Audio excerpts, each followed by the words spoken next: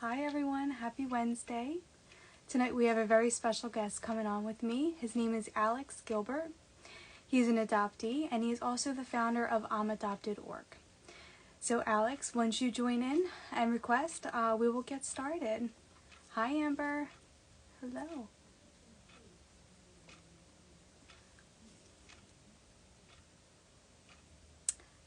Hi Alex, here he is.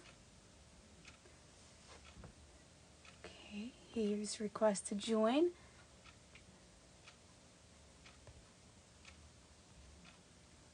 And we're going to any second with Alex. Hi Katie. Hello, hello. Hey, hello, how are you? I'm good. How are you? Good. How's How's it everything? going? It's going You good? well, you? Yeah, not bad, not bad. It's nice to be here. It's good to I don't really do these live talks on Instagram. So I think Oh, I'm honored to have you. it's great to be part of it. Good, I'm so glad. We have a couple people on right now, but I guess we'll wait just a couple Yeah, minutes for people to join in. no worries, no worries. So So how's it's your day going? yeah, pretty good, pretty good. It's just after lunchtime here. So it's just after Oh, lunch. that's right. It's Thursday at 1 p.m., right? At your Yeah, time? Yeah. they 1 p.m. and your Wednesday At 7 p.m. yes. Yep. Yeah. Exactly. It's funny Hypercaps, hello. trying to keep track of the time, the time zones. And there's a lot of people that I talk to overseas, and just trying to keep myself updated with all of the time zones all around the world. When okay, I'll call you in the morning or I know. day before, and it's just trying to keep track with all of that. But I it's it's, know. And it's there's just nice. so many people that I talk to that are from like different time zones. So I Yeah. literally have to I keep a log of like where everyone's from because whenever I talk to someone, I'm like now I have to ask them what time zone are you on because I used to assume it was Eastern for everyone, Yeah. but then they're like no we're in Pacific time or we're in Central and I'm like oh okay, so I had to get used to all that. Or like halfway around the world, like New Zealand time, and it's just Exactly. trying to keep updated. But no, I've seen a lot of your chats and things, and it's good to be able to connect like that. And Yeah. it's like similar to what we kind of do with our group, and we have a few chats here and there, and it's really nice to connect and have a discussion, and that's always Yeah. it's always important to have that. Definitely. Yeah, and I'm so glad you could be now a part of these chats. Hi, Katia. Hello. Hello, Welcome. Katya's great. She's helped with a lot of our She is. She's yeah. so sweet. I adore her. She's great. She's got a great story. Such a nice story, and like And she every presents it so well on her page, too. yeah, and it's just like people. I guess it's everyone has a different journey and a different way of connecting wherever you are, and different backgrounds, and Mm-hmm. it's it's so fascinating to hear the backgrounds and the stories and the journeys and people learning on the go. It's just it fascinates me, and even with your story from Romania. And I haven't been back. Be back. I've never visited Romania, but I'd like to one day. Yeah. And I've got a few friends that have been adopted from Romania, and just hearing the stories is just it's great. It's always great to hear them. Yeah. I do love hearing everyone's stories. I mean, bottom line, we all have one thing in common. We're adopted, but just like everyone's stories and everyone's, Yeah, journey is just different. And I yeah. find it fascinating. No matter where in the world you are, we all got that same thing in common. The same connection. Yeah, Yeah, exactly. the same, and that's it's always something that everybody can talk to each other about. Just Exactly. I could have a conversation with you or Katya and everybody that we work with, and I'll talk about it for hours because we would have so many different things to I talk know. about. I know. It's So the endless conversation. endless conversation. I mean, it can be. I wouldn't say like Hi, Anastasia. Hi, Ariel. hello everybody. There we go. I get a bit of a delay with the Okay. names. Hello, everyone who just joined. Hello. Hello everybody. Where is everybody in the world right now? I guess we could start. So like I always say in the beginning, whoever joins in late or couldn't join at all, I save the lives so they can go back on my page and rewatch it. Yeah, no, that's cool. So, is that hello in Russian? Yeah, Yes. Okay. Hello. whatever you Okay, I guess we can start. So yes, Alex is an adoptee. He is, I said in the beginning, he is the founder of Adopted.org. But to start off, I want to hear your story. Yeah, well, I was born. Nice to be here, by the way. Hello, everybody. Всем привет, мои друзья. Everywhere, everybody. Hello. I was born at the top of Russia, and right in a small town called Arkhangelsk. And I came to New Zealand when I was 2 years old. Very, very. I don't remember anything from Russia, nothing at all. But my family went over there and got my brother and I from the same orphanage in 1994. And I came over to New Zealand then, and I was raised here.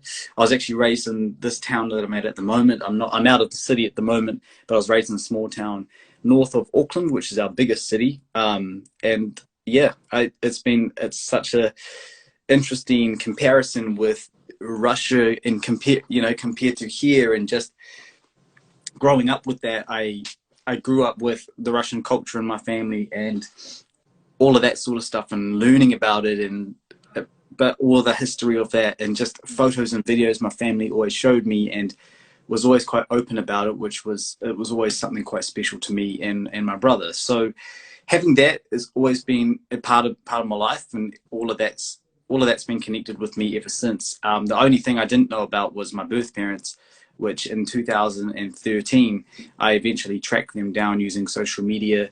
I knew no Russian whatsoever, so I'm still learning it. I study Russian every day. I can read it now, so Nice. it's a good step, and Very impressive. I can speak a little bit now, so I can have a basic conversation. But back then, I couldn't do anything. I had to translate everything, Google Translate everything from start to finish. But it helped me track down my birth mother, and then eventually my birth father. And then at the end of 2013, when I was 21, I went over to Russia to meet them for the first time. So that was always something that I've always wanted to do, and I always had my parents' support as well, which has been awesome. And I love connecting with it as well. It means so much. It means a lot to me. It's always important to me to connect with my Russian identity, my Russian roots, and just connecting with that. So it's always been fascinating for me. And going back there, I've been back a few times, about 7, 8 times now, and I love visiting the place, learning about the place. I've stayed there. The longest time I would have stayed there was about 3 weeks. I've stayed in all sorts of places. I've stayed in an apartment by myself. I've got around. I've been back to my orphanage twice. And of course, I've grown the connection with my birth parents. Not so much my birth mother. She's very difficult to see. She's in a very isolated sort of place. But with my birth father, he lives in St. Petersburg, and every time I go there, I stay with him and his family. And I learn so much, and just connect with that. Force myself to speak Russian with him because he speaks no English. So Right.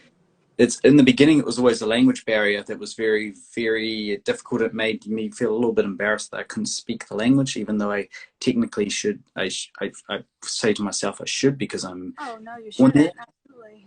Yeah, but you feel like a little bit ashamed about it. But it's just still very, very difficult, you know. So but it's great for me to be able to connect with that.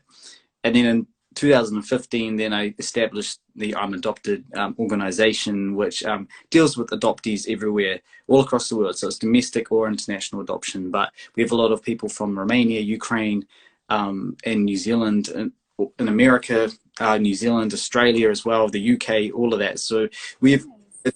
all sorts of areas, you know. So it's really nice to have that. And we've got a special Russian version of it just for Russian speakers. We have a Spanish version and an English version. So it's all been automatically translated, and it's been very helpful for people that it's not always about searching for families, but it's always about people just connecting with each other. People want to learn about their birth country. People want to learn about other people's experiences. This is why we have it, and it always means a lot to me to have that, because I wish I had something like that prior to me searching for my birth family, or somewhere I could reach out Um, and Alex, so, I do want to go back to talking about. I want to talk about Adopted Org and everything about that, but I want to circle back and just talk more about your adoption.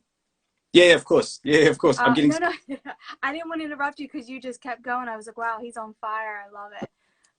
But I definitely want to. No, it's okay. I want to end with the what you do with Adopted Org because I think it's wonderful what you do. But like going back to adoption, you said what age were you adopted? 2 years At two old. years old. Okay, and you were in an orphanage until two. Yeah, so I was in an orphanage. I was placed in a hospital when I was born, and my birth mother, she just kind of left me there. She just wanted to take me straight into the orphanage. My birth mother, she was in an orphanage all her life, so she she just had a few. She was quite young, and she just thought it was. I think it was the normal thing to do. So I was born in the hospital, and then 3 months in the hospital, and then after that, I went to the children's home. Okay. And I was just placed up for adoption as soon as possible. And yeah, so when I was 2 years old, I came here, and my brother has different birth parents. So when I'm saying with my parents, they adopted my brother and I, different birth families, but he's my brother. He's my brother. So Yeah. yeah, I don't remember anything though, being so young, Right. and that's probably normal. There's a few things that just only have photos and videos, and I can kind of link to those. I have some sort of inkling of what might have been there. I may have some memory there that I still hadn't unlocked, but even though me going back to the orphanage twice, I still don't feel familiar with it. Just only the outside I feel familiar with, which is strange because I don't know. It's really hard to explain that. Yeah. No, I get that. Yeah. So what was it like growing up? Knowing what age did you know your whole life you were adopted, or did you find out like But I've always known, yeah. So both? my parents, And same with your brother? yeah, same with both of us. So my parents have always been open about it. They've always shown us our documents, all our papers, and just said, look, you came from Good. here. So they gave you both like the safe place to talk about it and. Yeah. So Good. always so open about it, and just said, look, you both of you were adopted from here. This is where you're from. You're born in this small town. They don't speak English. It's all Russia. It's like another whole thing. And when we were growing up, there'd be something about Russia on TV. My parents would say, come on, boys, come and watch this. This is, and we would watch a lot of news. Anything on the news about Russia was on TV. My parents would tell us, come in and please come and watch this. This is where you are both from. So they've always been open and honest and talking about that. And I really, really appreciate knowing that, because of course, every family has a different way of coping with it, and some people might go down the line or they might learn later on, but I think it's always important to know that. Otherwise it creates a bit of confusion, and you feel a little bit lost as an adoptee if you don't, if like something's missing, but what is this? I don't know exactly. Oh yeah. I know, it's that void you have. Absolutely. It's the void, yeah. And you sometimes still feel that if you haven't tracked down birth family, it's everyone has a different way of wanting to search for that and tracking down birth family or not, but it comes down to the adoptee as well if they want to do that. So yeah, just getting notification. Hold on, go. There we go. Sorry. It's okay. My phone was buzzing at all. So how did you feel like just knowing you were adopted? Like what feelings or any struggles you went through or emotions? For myself, not like struggles and stuff, just me I always try to envision what my birth family looked like. It was always on my mind. I mean that with all respect to my parents. I was just always very curious to know. That's a normal thing to think about. I just wanted to know what somebody with the same blood would look like, or what do they look like me, or I never saw photos of them. I only had these names on paper. That was it. So it was always on my mind with that. And my birthday as well, 1st of April was my birthday, and it was always a constant wonder of I wonder if they know my birthday. I wonder if they recognize my birthday. My birth mother does know my birthday. She knows my birthday. So that was really nice to hear that from her, and just just little things like that. I mean, my Alex is my middle name, and Sasha is my first name. So Alexander is my middle name legally, and so when I grew up, I was always called Sasha because I always had that Sasha. Sasha means Alexander in Russia, so it was a mix of it was a weird, it's quite hard to explain, but like somebody that's young would be called Sasha. When they grow up, they'll be called Alex or Alexander. So I still get called Sasha in Russia just as a courtesy or just a nice way of, as a friendly, informal way. So when I grew up in New Zealand, Sasha was considered a girl's name. So it was always questions like, where did your name come from? What does this mean? And I had to explain. And other children I used to grow up with just didn't know. I had no idea what we were talking about, and they were very confused about it. And you would have to explain it. And there was a bit of bullying here and there about it, but it was very minor. But it would just be wondering, oh, okay, well, I feel a little bit left out. I don't feel like I'm part of this group of friends, or they weren't considered my friends, but I don't think I'm part of this sort of crowd. I need to find some people that kind of understand me, but it's very hard because not everybody in your town is adopted from Russia. So we had, but we also had support groups growing up that were also adopted from Russia. So we had a group, and there was maybe like 5 or 10 children who were also adopted. They were also adopted from Romania and the Ukraine. So we had a group of that. So that was great to grow up with that, because all the other children had an idea, or they understood, and we just talked to each other about it. I don't think we even actually really asked any questions about it looking back, because we were so young. We're just normal kids, Exactly. Yeah. Okay. So what age did you decide to search for your birth parents? When I was 21. When I was 20. So, but back in high school, I tried to do a search, but I couldn't find anything.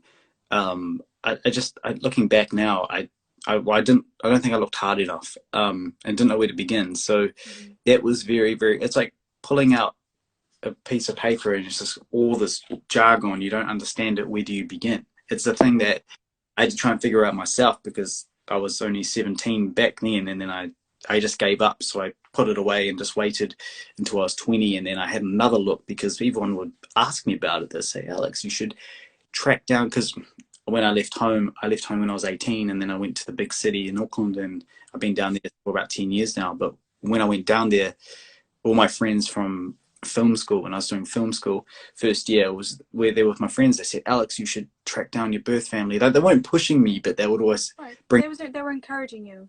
Encouraging me, saying it's a good idea. We look into it, learn about Russia. I had no idea anything really about Russia. I didn't know what the place was like. You watch it on TV. A lot of places they show on TV aren't very nice looking, and you think, I don't know if I want to go there. But it's a beautiful country and a beautiful city. I heard a lot about Russia for myself. Yeah, I had to see it for myself, and I knew that the only way to do that is if I tracked anything down. If I didn't find anything, that's okay. But if I can connect with Russia and somehow, that's a big learning step for me, and I needed to do that. I knew I needed to be the right age and be a little bit more older and mature to understand that there could be, it could be a bad outcome or a good outcome. I had to be prepared for that. I've always been mentally prepared for all of that. Well, I think I always am, but you never know what can come your way when you go over there. Things can be thrown at you, and you just have to take a little while. You're thinking in your head, this is going to take a little while to sink in. But it's really important if an adoptee wants to search for family, or if they don't. It's their choice, but it's also very important if they connect with the country they were born in. I always say it doesn't have to be the language. It's something that's another whole story in itself. But connecting with the culture, connecting with the country, the history, all of that, just learning from that, it makes you feel good, because you're learning from that. You're learning about it. You're learning about, okay, I was from here. This is beautiful. I came from this place. I came from this town. I'm even just learning about the town itself. It's just, or the city where you come from. That gives you another sense of a closure feeling as well. And then it's like opening a new chapter, and you're starting on the new chapter, because you feel like when you were raised in a country that you're not born in, and you're missing all this scramble of information prior to being adopted, you start to wonder, well, what happened back then? I need to put the puzzle together. I want to figure out, and I want to connect with that. But how do I do it? That's the big question. How do I do it? Talk to other adoptees. That's great. That's a really good start. It starts everything off, and connecting, and just hearing other people's journeys, whether they've gone over themselves or not. Or maybe you might want to talk to somebody who's doing this, going at the same level as you. I wouldn't say level, but going at the same pace as you.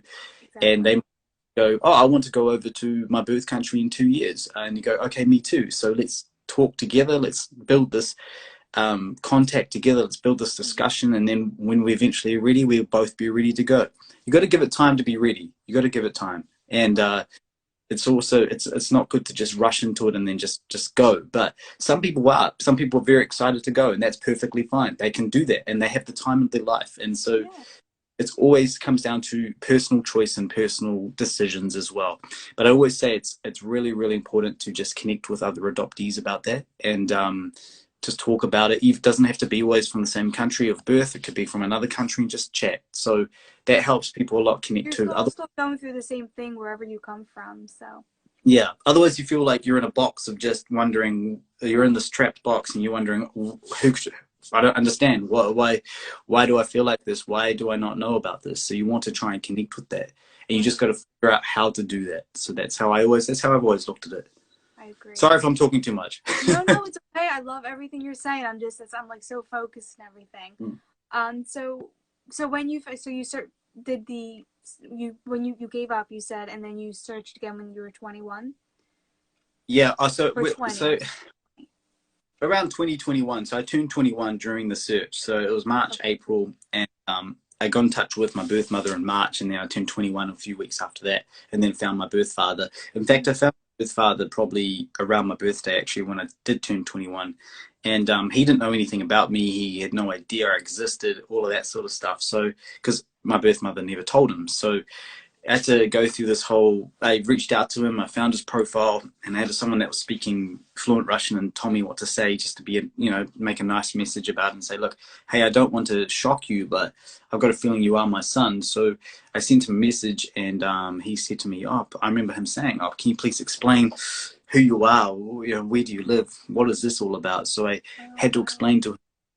Everything. I tried to explain, again, I still didn't know everything about my birth mother. So I had to explain everything to my birth father and just say, hey, so do you remember so-and-so? And he goes, yeah, no, I remember 21 years ago. And I said, yeah, that's right. And he goes, and then he looked at photos of me and he said, you look just like me. And I said, well, what a coincidence. Maybe I do. And then he said, okay, and then he got onto a Skype call and sat down with through Skype, and we had a really good conversation.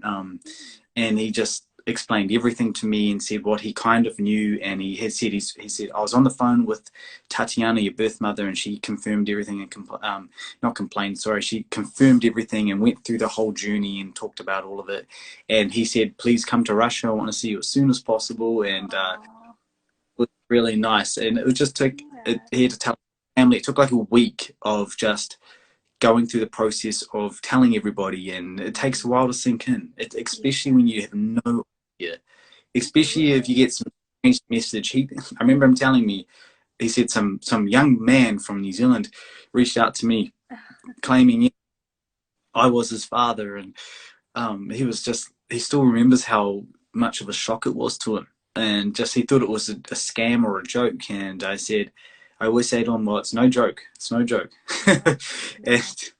and because I don't know if that happens, but I just always had to explain to him that, look, it's clear that, Tatiana just didn't say anything to you back then, because she just kept it quiet. She left town. She didn't leave town. She just hid away, and she just kept quiet, and he just had no idea. I don't know how that really happened, to be honest.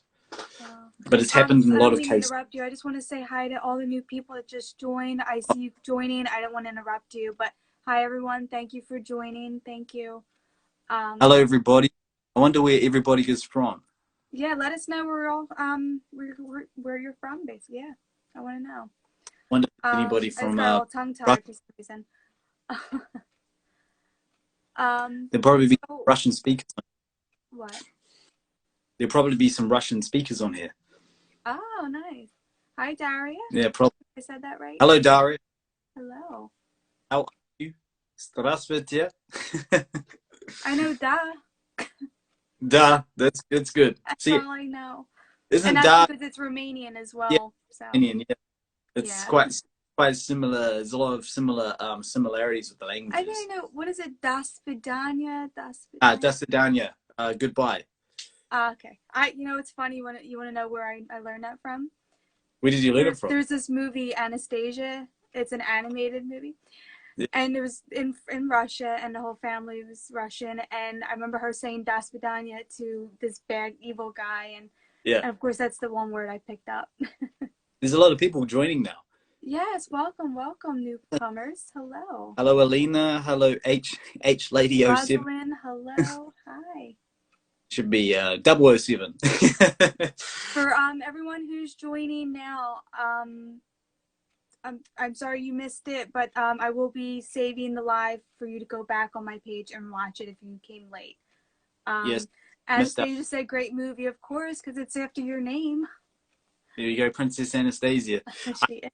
I haven't seen that, but I should. I You should. should. I love that movie. Love it. I watched Office Romance, which is a very famous Russian movie, the other night, and I recommend you have a look at it because it's very Soviet. It's a very famous Soviet Russian film.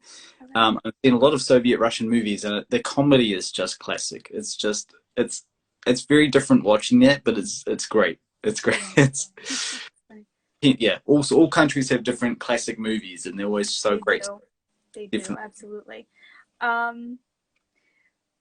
So let's go back to so when you met your you met your birth mother. How was that interaction between both of you?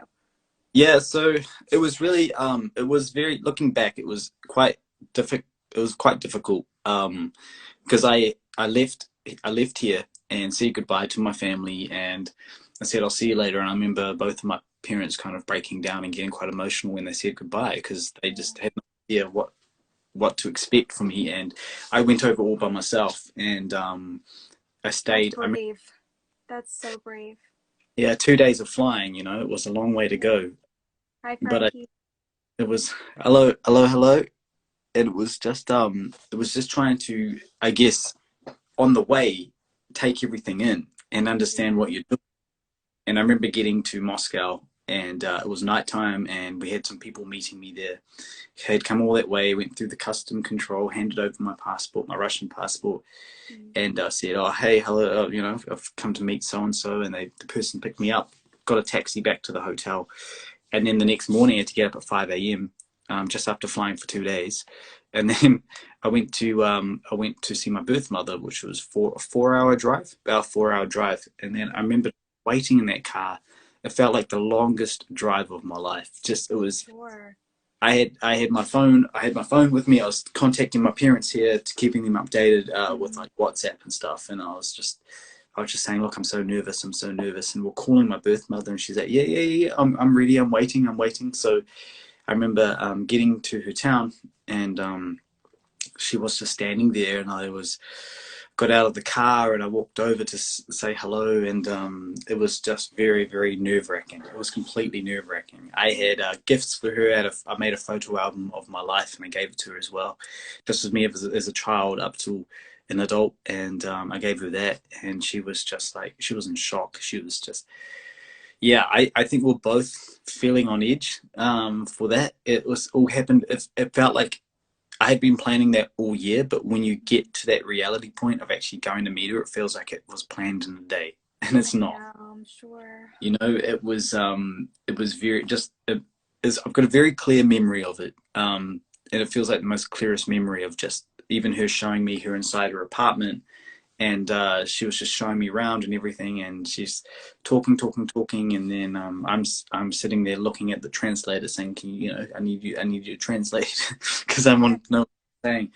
And then we were walking down her street, and we had lunch, and then after that was it. We went back to Moscow, so I only saw her for about 3 hours, and then went back and said my goodbyes, and then she reached out to her friend who gets in touch with me and said, "Oh, your birth mother's been crying all night. She didn't want you to go. She wanted you to stay with her." And it was a very, I don't know, I was 21, you know. I think maybe I was still trying to take everything in and learn and understand everything.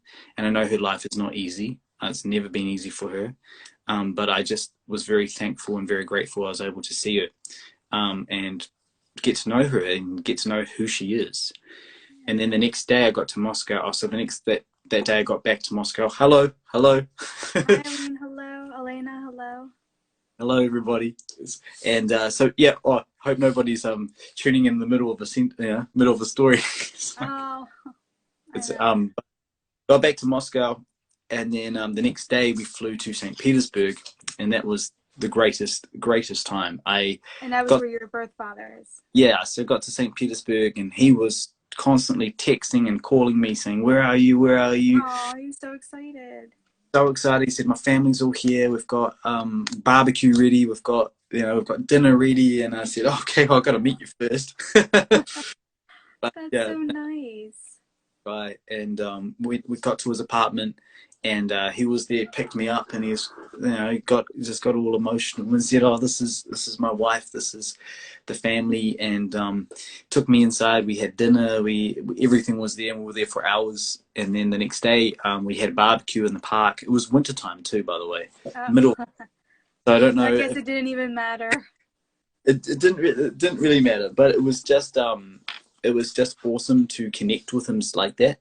And I remember him saying just like, "This has been one of the greatest days of my life because it's changed my life completely." Oh, He said, "I've learned so much about New Zealand since meeting you." And it was really fascinating. His family is really nice people, beautiful family. And I found out I also had a half sister and a half brother, and I learned about nice. them and connected with them. And I was only in Russia for 2-3 days, and then I did a detour trip. I went to Europe for like a few days, and then came back here. So it was very quick. It was Yeah. quick because it was like, okay, here's the meeting, go back home. It Yeah. was, I don't know. I don't know how that worked out. I would have loved to have stayed longer, but it's just depends on, it's what happened all those years ago. Right. Right. Yes, Elena, he is. His story is Oh, touching. Absolutely. thank And you, yes, he is amazing. thank you. Oh, hey, Andrei Malakov, duh. Yeah, that was Um, a show. so you said your birth father had another son and a daughter. Yeah, so Did your birth mother have any more children? no So other you were children, her only child. only child. Yeah, Okay. so it was really quite yeah, it would have been very hard for her to take all of that in and just understand what's going on at the time. And I kept on telling her, "It's all okay, it's all okay. I'm here to meet you. I want to connect with you. It's important that I connect with you because you're my birth mother." And I told her that many times, and I remember her just saying, "Okay, okay, good, good, good." And Aw. it's just, I think I've seen her again twice after that, so I have done that a little bit more. And then recently, I called her back in August, and she calls me every year on my birthday. I don't know, she calls me at the oddest times, but she has called me. She's texted me as well. We mostly write letters. We don't have the best contact, to be honest. It's always very on and off. It's like 6 months and then 6 months off or something like that. Yeah. But it's all very it's almost like an estranged relationship, sadly. But when I do contact her, she will just talk and talk and talk, and she'll tell me everything, and she'll keep me updated. But that's why, obviously, this year I'm going to try. When I see her I'm going to try and see her quite often and connect with her more, and because I'll be living close to her Right. place. And you talk to your birth father as well on a regular Yeah, basis, or? yeah. I had New Year's in St. Petersburg last year, which was great. Nice. We just spent time all together with the whole family, and then I remember in the morning would always send a video call to New Zealand here and talk to my parents and say Happy New Year, and it's always been so good. And same with here.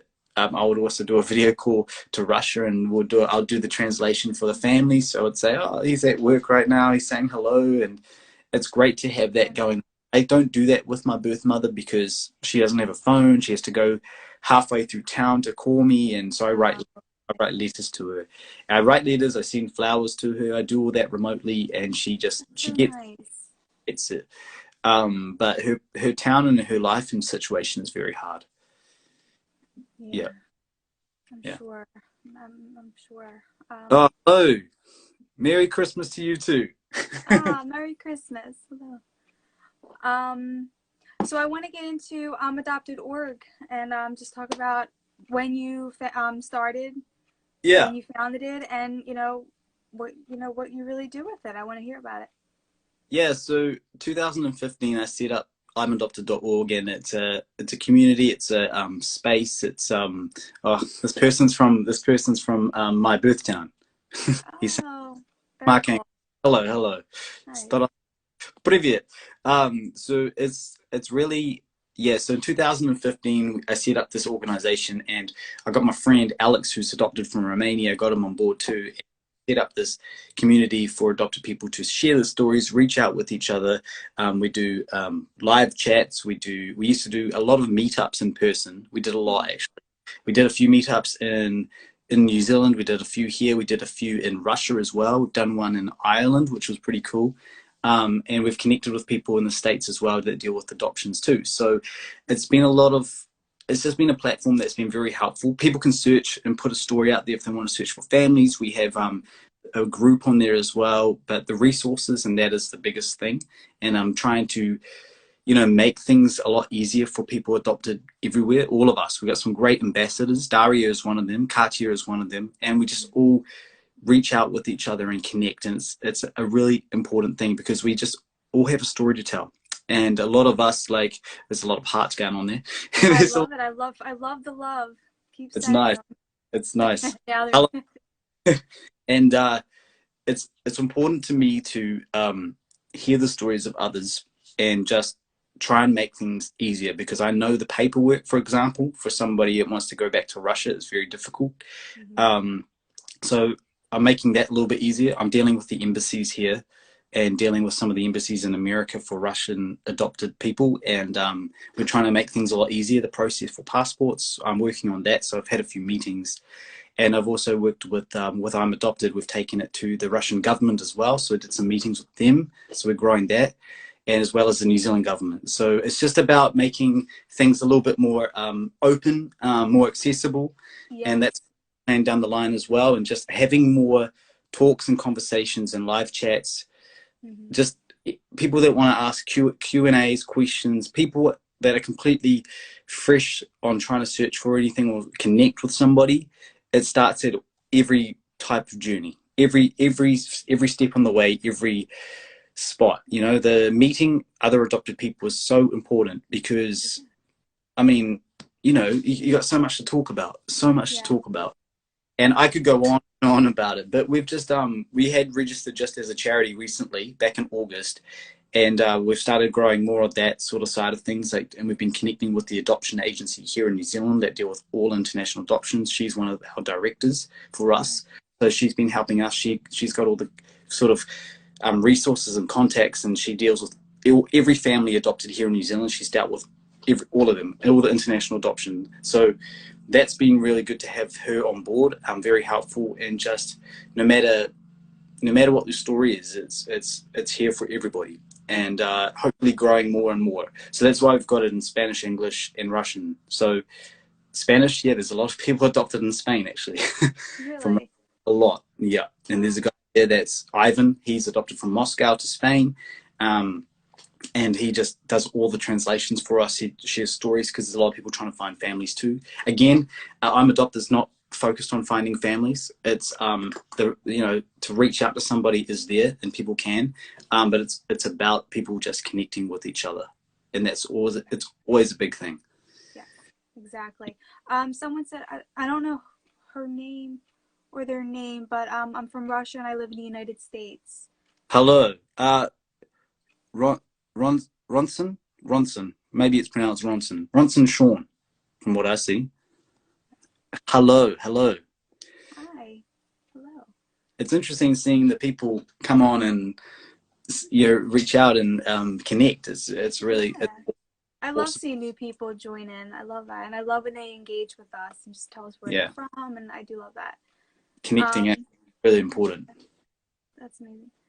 So I wanted to, do you have anything else to add in before I ask my last two questions? Oh, last two questions. Well, at the moment, I am packing my stuff because I am moving to Russia. Next, Oh, wow. yeah, I'm Next moving month? in February. Yeah, I'm moving to Moscow. So we've got a really awesome, exciting TV project we're finishing with 3 American families and 3 New Zealand families. So that'll be on television here. And I think it's going to be international as well. We'll see what will happen. But That's amazing. really, Congratulations. thank you. It's been a lot of work, a lot of learning, and but I Yeah. absolutely loved it. And I'm looking forward to that being finished and just helping more people connecting with their roots and connecting with their families. So we're finishing that this year.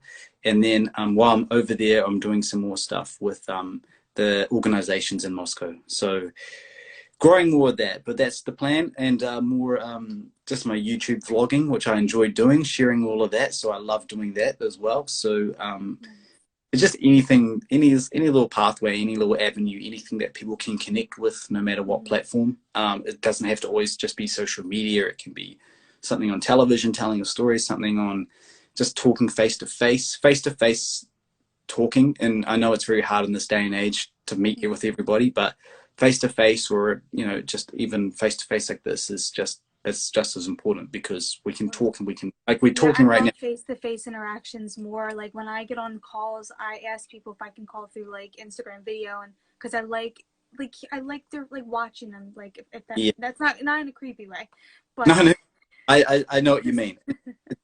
It's hi really Rebecca, hello, it's really important. welcome. Yeah, Hello. but I love like face-to-face interactions. It's Yeah. more personal that way.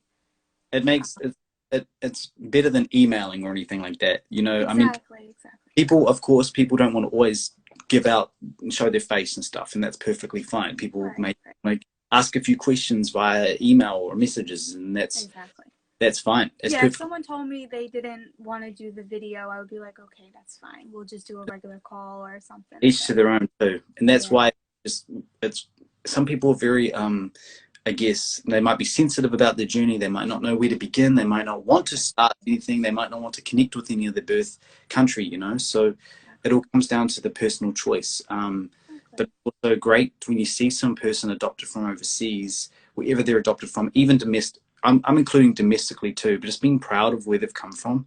And that makes them feel a lot better and makes them connect with it again. Just connecting with the culture and the history and all of that is really important. And when you start want to connect with other things like languages or families, that's completely your choice, always. Exactly. Exactly. And you have to do it on your own terms at your own pace. Yeah, push that motivation too sometimes. Yeah. Sometimes Watch. you do need the motivation, but you also need the just the hold your hand through the process and just know Yeah, when you're ready. sometimes it's good to have a helping hand, and it helps people because they can go on their own time, but also understand that there are people here to support you.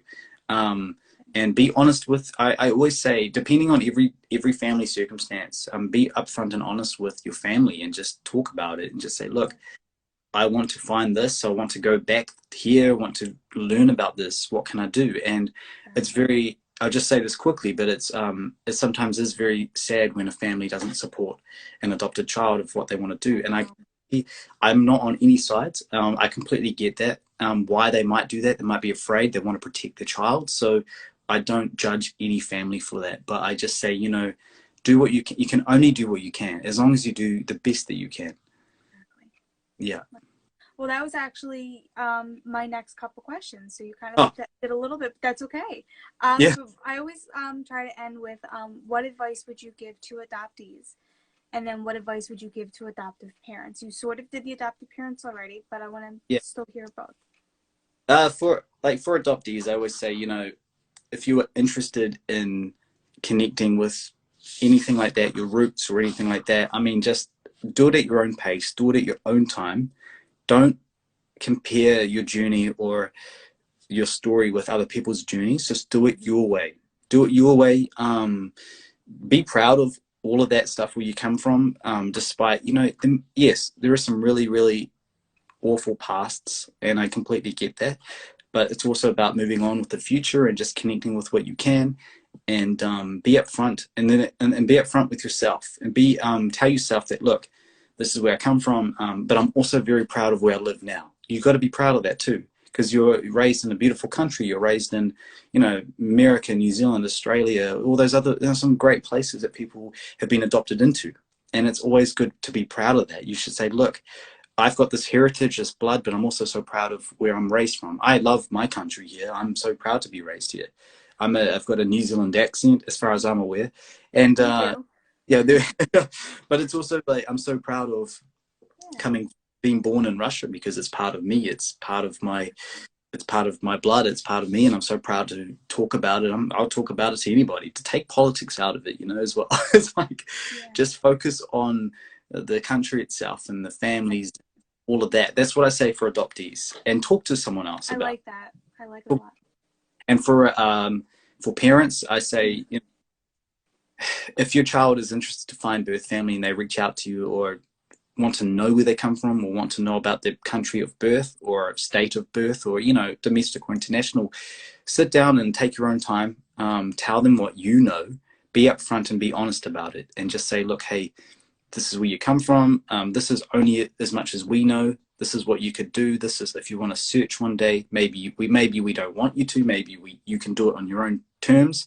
It's your choice. As an adult, of course, it's your own choice. But you also you don't want to lose that relationship with your family. It's why it's just about taking small steps and being upfront and honest about it. It's the best thing that you can do. So Definitely.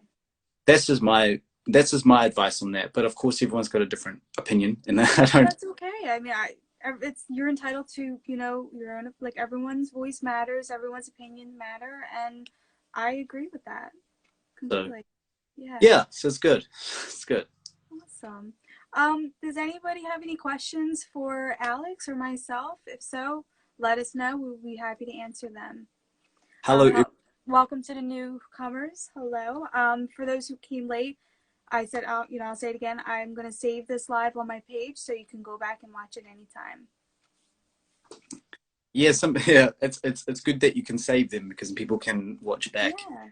Well, I have people sometimes message me and say, I just saw your live with this person and I really liked it. And this was like from like the beginning. And I'm like, Yeah. oh, good. I'm glad. Like I was talking to someone today and they mentioned someone that I was talking maybe like a few lives ago. And I was just like, oh, like I'm so glad like people go back and watch them. And that's why I put them there so Awesome. people can watch them. And Yeah. maybe, that's their story or what they say can help that person, whatever they're dealing with. And it's all and people obviously people all over the world. So there'd be half of the world asleep right now. Yeah, exactly. So it's nice to see people tuning in when they can, of course. Yeah. So it's always good. Exactly. I agree. Okay, I guess we don't have any questions. Um, Everyone, thank you so much who joined and for your love and support. It's very appreciated. A special thank you to Alex for being a guest tonight. I'm so glad you came on and shared your story Right. and your mission. And I wish you the best of luck. And of course, I want to, see your journey progress. And Thank you. I'm looking forward to seeing that. And everyone, go follow Alex at amadopted.org, and you'll learn a Thank, lot from him. thank you. Thank you very much for having me, Michelle. I You're appreciate it. welcome. Have a good night, everyone. Good night, Alex. Thank you. Good night. Bye.